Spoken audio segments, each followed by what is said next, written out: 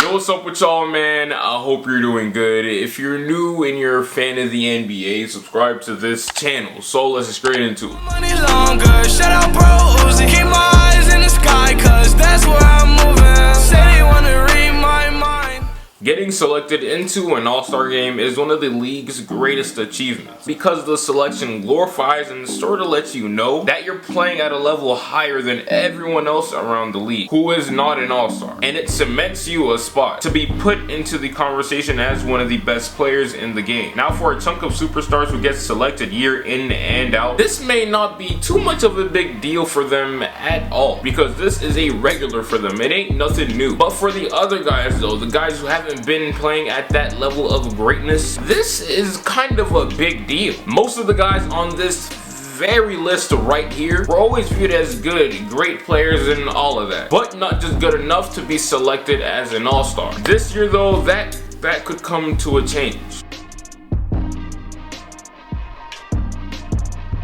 The Milwaukee Bucks have been nothing short of amazing this year. They've pretty much remained as the 1 or 2 seed the entire year, and it's looking like they've overcame the hump that prevented them from being taken seriously by anyone. But due to an array of changes made, Giannis and the entire team has been able to get over the hump and thrive. There's one specific player on their roster other than Giannis who has a serious chance at making their first All-Star appearance this year. As I said, it's not Giannis, he's gonna be an All-Star regardless. It's his left man hand. What the? It's his left-hand man, Chris Middleton. Chris Middleton, last year on my channel, back when I was sort of new to this YouTube stuff, I said that that man was the most underrated player in the league at the time. And as the season went on that year, he did nothing but prove my case. Even though he was killing it, he continued to get no type of love, attention, or affection. Whoa, no homo. My bad. He didn't get any eyes on him really at all. And as I was saying just now before I messed up and said something sus, he proved my point by putting up insane shooting splits and numbers during the playoffs. Dude averaged 25, 3, and 5 on 60% shooting from the field and 3. Once he did that, nothing changed at all. There was no type of noise around this man's name. There was nothing but crickets. But I think that's not gonna be the case for him this year. Since the Bucks are towards the top of the East and the NBA, and you know, since Giannis is having an MVP type year, a lot more eyes have been on the Bucks. And those eyes not only did just witness how good Giannis is, but they've also been peeking at Chris Middleton too. So since that is happening, that means Chris Middleton's name is becoming more and more known around the basketball world. He finally has a legitimate shot at becoming an all-star this year. Chris is still putting up good numbers, not as good as last year though because he's playing less minutes and attempting less shots.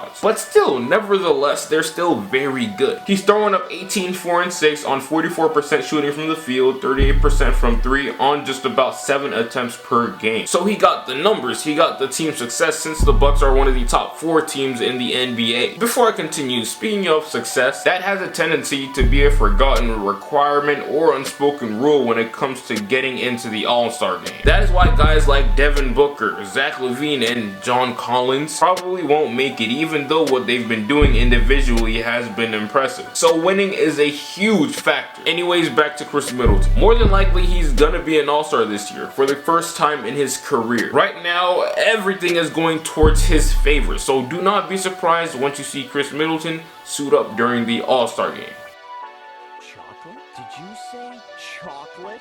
Chocolate? The Denver Nuggets have been quite surprising to a lot of people this year. During the offseason, they really didn't make any moves at all, and they basically remained the same team. I guess that's what some thought, but me, personally, I always knew that they had the potential to be towards the top of the West this year because of the natural progression that their young players have been making these past few years. Jamal Murray, Gary Harris, and the rest of the crew. And plus, they're getting back a healthy Paul Millsap. The guy who takes a lot of responsibility for their success is Nikola Jokic. Now, I'm gonna keep this segment a little short, alright? Because it should not be too shocking at all that Nikola Jokic is gonna be an all-star. I'm just gonna let the work, numbers, and record speak for itself. 18, 10, and 7 is otherworldly for a guy his size. Nikola has done a great job so far this season. Even though they've had tough random injuries so far this year, they still, as in the making of this video, are the best team in the West, record-wise. Nobody can say anything to discredit this man. He's a beast, and by now he's widely regarded as either the best or second best center in the NBA. Oh, wait, slow down, whoa. I take that back. Don't listen to me, alright? Isn't Anthony Davis like a center now? Okay, scratch that out, coach. He's widely regarded as a top 3 center and big in the league, period. AD, Embiid, and Jokic. That's it. Jokic has everything on his side, just like Middleton, except he has even more hype coming his way. And all that hype is enhancing his clout. So, since I just mentioned Joel Embiid, I figured this would be a good transition to Joel Embiid's teammate, Ben Simmons. Now, last year, honestly, he could have easily been an all-star, since bodies were going down left and right a few weeks before the game. But anyways, I feel like Ben could see his first all-star appearance this year. The Sixers are still one of the most feared teams in the East, and have a top 4 record. Simmons' numbers, although they're not as impressive and they're not what we thought they would be before the year, they still are great. He's scoring a bit more on less shot attempts and minutes. We're seeing this man over here average 16, 8, and 9, and that should not be taken for granted. I don't know what type of personal agenda Adam Silver had against Ben Simmons last year, but this year, whether he likes it or not, he is probably going to see that man in the All-Star Game this year. Another guy that you might see from the East this year is a guy by the name of Nikola. Who? No, not that one. We already spoke about him. Nikola Vucevic from the Orlando Magic. He was just recently a part of my breakout players video that I posted, I don't know, some time ago. Anyways, Nikola Vucevic's play has done something that we have not seen for the past goddamn 10 years. The Orlando Magic, yes, the Orlando Magic are actually watchable and in a way have been entertaining to watch this year. That has a lot to do with Nikola Vucevic. Orlando, Detroit, Charlotte, and Miami will all be fighting for a playoff spot this year. And all of those guys are only separated by a few games. And surprisingly enough, Orlando for the first time in a minute are in the playoff mix. And leading their team, of course, is Nikola Vucevic. He's averaging 20, 12, and 4 on great efficiency. As a big, Nikola Vucevic is putting up some of the best numbers out there. But, you know, as I said earlier, numbers aren't the only thing that matter. Other than his numbers, I'm not really too sure what else he has going for him. He definitely, at least as of now, does not have the team success to put him over the top, like other potential candidates for the All-Star Game. So from here on out, every win that Orlando gets should grab more eyes from basketball fans around the world. But here is the problem with that. We're still talking about the Orlando Magic here. They cannot be trusted or depended on at all. So anyways, on to the last center on my list, Clint Capella. As we all know, the Houston Rockets have been on a tear these last 14 games. They've gone 12-2, and that obviously has a lot to do with James Harden. Every single night, he's been out here putting on a show for the fans, doing something that hasn't been done for years. And he has hella eyes on him right now. He has a lot of eyes, and best believe he deserves it. But his teammate, Clint Capella, has gone sorta overlooked and unnoticed. James Harden over here is having the absolute loudest season of his life, and he's over here eating. Meanwhile, Clint Capella is over here doing just about the same thing, but he's just doing it on the low. He's averaging nearly 18 points, 13 boards, and 2 blocks a game, on great efficiency of course, and great defense. Clint has been a vital piece to the Rockets' success as of recent. If he keeps this up, and if the Rockets continue to win more than they lose, then Clint could easily be an all-star this year. I feel like he has a much better chance of being an all-star than Nikola Vucevic. Not because he's having a better season playing basketball, because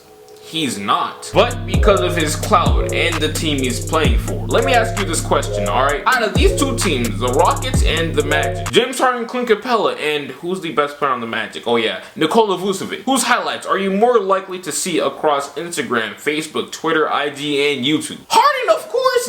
No duh! So literally everything is going towards Clint Capella's favor. The only players in my mind who could possibly take his spot are of course Jokic, Embiid, and AD, and also Karl Anthony Towns. That man cat has been putting up monster numbers still, but you know, ever since Jimmy's been gone, they've been doing a lot less winning. So Clint Capella, this may be your time to shine. The last player on my list is someone that I am super confident in. Tobias Harris. Hey man, listen up. I'm willing to bet everything in my wallet right now, which is nothing because I'm broke, that Tobias Harris is going to be an all-star this year. Over the past 5 years, I'd say Tobias has been known as one of the more underrated players in the game. But I think that comes to an end this year, because in my mind at least, he's a lock to be an all-star. This year, he's averaging a career high 21 points, 8 boards on stupid efficiency. He's improved his shooting even more than before. Last year, he was what, an 80% free throw shooter? Dude is at damn near 90% this year. He's up there with one of the best. He should be, if he isn't regarded already, as one of the best and most consistent players in the league. If Tobias Harris is not an all-star this year, I don't know what needs to happen. I really don't know what needs to happen, but something needs to change. Maybe some of y'all's voting rights needs to be stripped away or something like that. Because at this point, this is robbery at its finest. I'm not saying Tobias needs to be a starter or nothing like that, but damn, can you like be sitting on the bench or at least be a reserve or something? I'm not asking for too much. Y'all thought that the Clippers were gonna be pure cheeks and buns this year, but they're not. And that has a lot to do with the work Tobias Harris has been putting in. And if you think I'm gonna sit here and let you people not vote for Tobias Harris, you're wrong. Give him his respect and vote Tobias Harris and John Collins to the All-Star Game. Right now, yes, you're right, I said it. Vote for him right now. Because I'm about to end the video, I truly appreciate you for taking precious time out of your day to watch my face talk about basketball. Make sure you leave a like, comment, subscribe, share the video, and all of that. Please let me know what you guys think down below in the comments. Did I leave out anyone? If so, who? You gotta talk to me. Since you can't talk to me literally like right now, you gotta say so in the comments. Remember, vote for Tobias Harris for the All-Star Game and also John Collins, because that man is putting up numbers right now. The Hawks are 9-11 ever since he came back. Damn near 500 basketball. But this is the end of the video, man. Let me know what you guys think. I appreciate you for watching, like I said earlier, and I get right with you. No way, remember back when I couldn't get a play, no home, I ain't have a place to stay, I got to work, made it certain, free the way, so my girl, who'd ever thought?